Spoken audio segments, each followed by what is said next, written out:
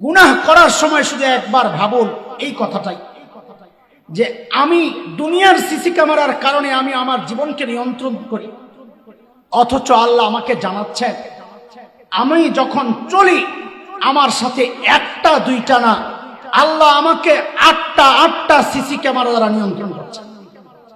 কয়টা কয়টা আমার চারপাশে কয়টা সিসি ক্যামেরা লাগানো? আমি তো সিসি ক্যামেরা বলেছি বুঝানোর জন্য, কিন্তু শরীয়তের পরিভাষা হচ্ছে, শব্দ হচ্ছে সাক্ষী। কি বলেন? কয় সাক্ষী? কয় সাক্ষী? গুনাহ করার সময় শুধু একবার ভাববো আমাকে কয়টা সাক্ষী পাহারা দিচ্ছে? বলেন কয় সাক্ষী পাহারা দিচ্ছে? এই সাক্ষীগুলো মুখস্থ করবেন। কেন? এই সাক্ষীগুলো দিল আর দিমাগের মধ্যে বসাইতে পারলে গুনাহ করার সময় দেখবেন ওই সাক্ষী আপনাকে বলবে, এই খবরদার তুই গুনাহ করিস না, তুই গুনাহ করবি, আমারে পরোয়া করস না, আমি কিন্তু ঠিকই তোর নামে আল্লাহর আদালতে সাক্ষী দিয়ে দেব। এই জন্য সাক্ষীগুলো মুখস্থ করেন। বলেন তো কয় সাক্ষী? আমাকে কয় সাক্ষী পাহারা দিচ্ছে? এক নম্বর জমিন। কোরআনের কথা, একটাও আমি আমার থেকে বানায় বলছি না, ব্যাখ্যাটা হয়তো আমি আমার মতো করে দিচ্ছি, আমার মতো মানে বুঝানোর জন্য একটু ঘুরাইয়া টুরাইয়া দিচ্ছি, নাহলে ব্যাখ্যা তো বড়দেরই ব্যাখ্যা। এক নম্বর জমিন। বলেন কার কথা? আল্লাহ বলছেন ইয়াউমা ইযিন তুহাদ্দিসু আখবারাহা বিআন্না রাব্বাকা আওহা লাহা।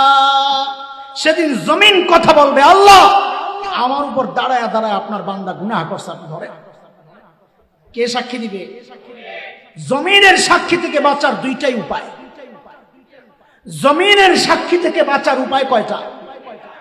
এক হচ্ছে জমিন ছেড়ে চলে যাও, সম্ভব। কার কথা? আল্লাহ বলছেন সূরা রহমানের মধ্যে, ইয়া মাশারাল জিন্নি ওয়াল ইনস ইন ইসতাতা'তুম আন তানফুযু মিন আকতারিস সামাওয়াতি ওয়াল আরদ ফানফুযু লা তানফুযুনা ইল্লা বিসুলতান।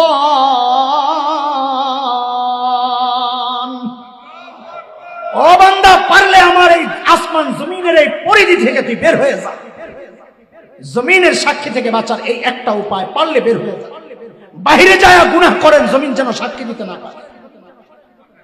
আরেকটা উপায় হচ্ছে গুনাহ ছেড়ে দেয়। জমিনের সাক্ষী থেকে বাঁচার আরেকটা উপায় কি? গুনাহ ছেড়ে দেয়। কয় সাক্ষী গেল? বলে না কথা। সাক্ষী মোট কয়টা গেল? কয়টা? নাম কি? জমিন সাক্ষী দিবে। জমিন যেই জায়গায় দাঁড়ায় গুনাহ করতেছেন ওই জায়গা সাক্ষী দিবে আল্লাহর কাছে। এরপরের সাক্ষী 2 নম্বর হাত, 3 নম্বর পা। এটা কোরআনের সিরিয়াল, কিন্তু আপনাদের মনে রাখার জন্য আমি সিরিয়াল নিচের থেকে উঠাচ্ছি। জমিন 2 নম্বর সাক্ষী হচ্ছে পা। পা কথা বলবে। 3 নম্বর সাক্ষী হাত কথা বলবে। কয়টা গেল সাক্ষী? এই 2 সাক্ষী সম্পর্কে আল্লাহ বলছেন সূরা ইয়াসিনের মধ্যে, মালিক বলেন, اليوم نختم على أفواههم وتكلمنا أيديهم وتشهد أرجلهم بما كانوا يكسبون। হাত কথা বলবে। হাত, আল্লাহ এই হাত দিয়ে আমি গুনাহ করছি, আল্লাহ আমি সাক্ষী। পা কথা বলবে, আল্লাহ এই পা দিয়ে হেঁটে হেঁটে আমি যাই গুনাহ করছি, আল্লাহ আমি সাক্ষী। কয় সাক্ষী গেল? বলেন না।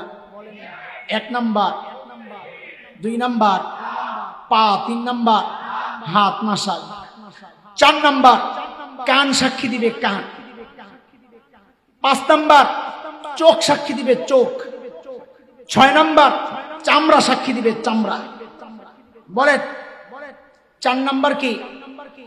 কান। 5 নাম্বার কি? চোখ। 6 নাম্বার কি?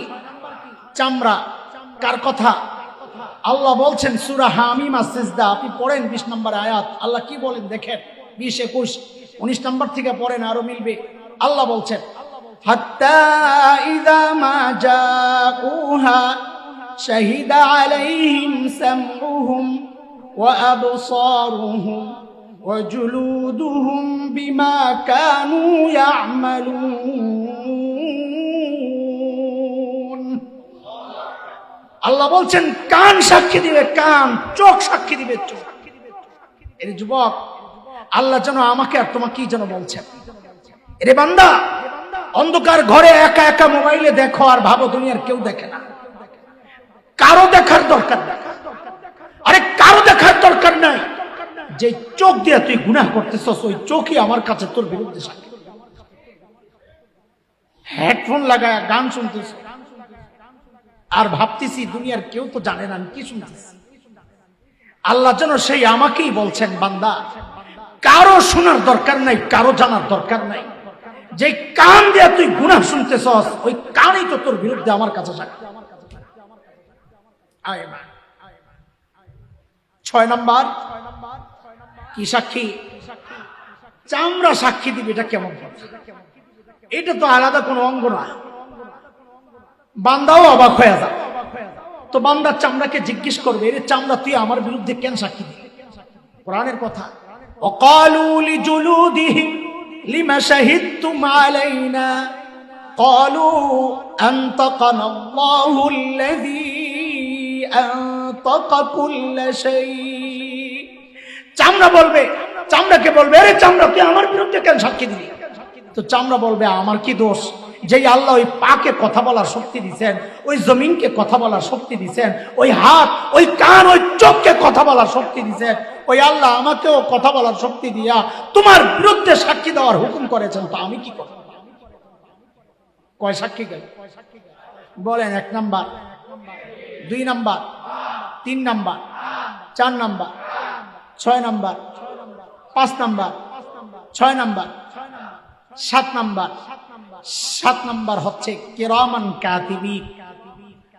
কিরামান কাতিবিনের কথাটা বলার আগে একটা আপনাদের ভুল ভেঙে নেই। সমাজে এটা অনেকে জানেন, এমনটা ভুল এখানে নাও থাকতে পারে, এটা ব্যাপক ভুল। সেটা হচ্ছে, বলেন তো আপনারা কিরামান কোন কান্দে থাকে? বাম কান্দে। আর কাতিবিন কোন কান্দে? ডান কান্দে।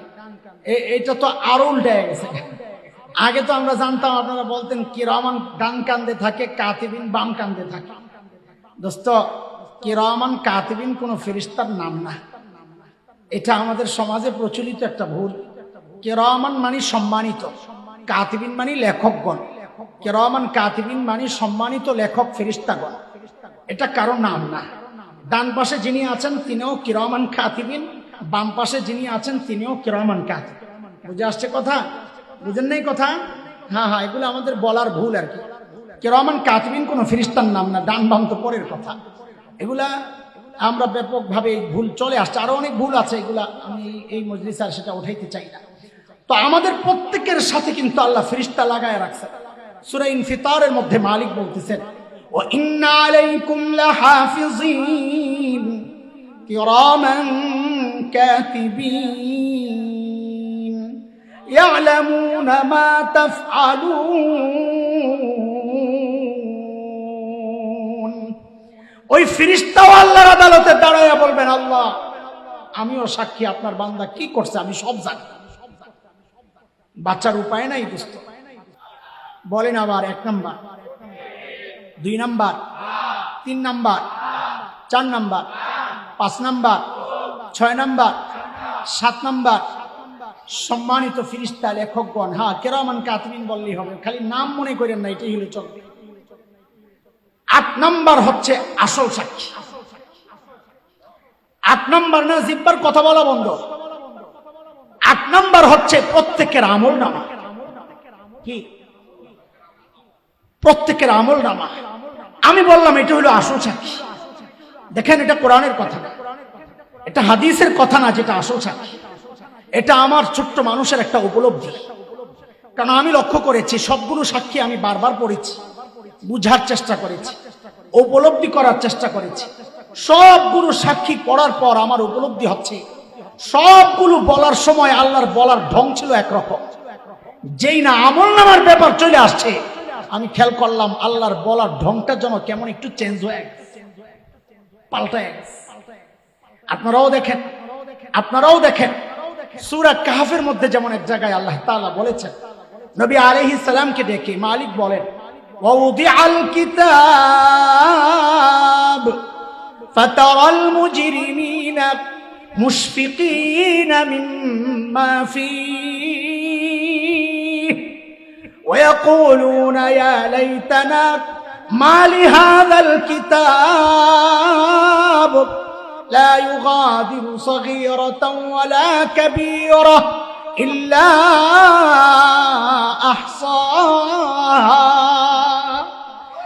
আল্লাহ তাআলা বলেন নবীকে ডেকে, হাবিব আমার, আপনি দেখবেন বান্দার সামনে যখন আমলনামা পেশ করা হবে, আহারে আপনি দেখবেন অপরাধীরা ওই আমলনামা দেখে ভয়ে থরথর করে কাঁপতে থাকবে। কেন কাঁপবে? তার বক্তব্য থেকেই বোঝা যাচ্ছে কেন কাঁপতেছে।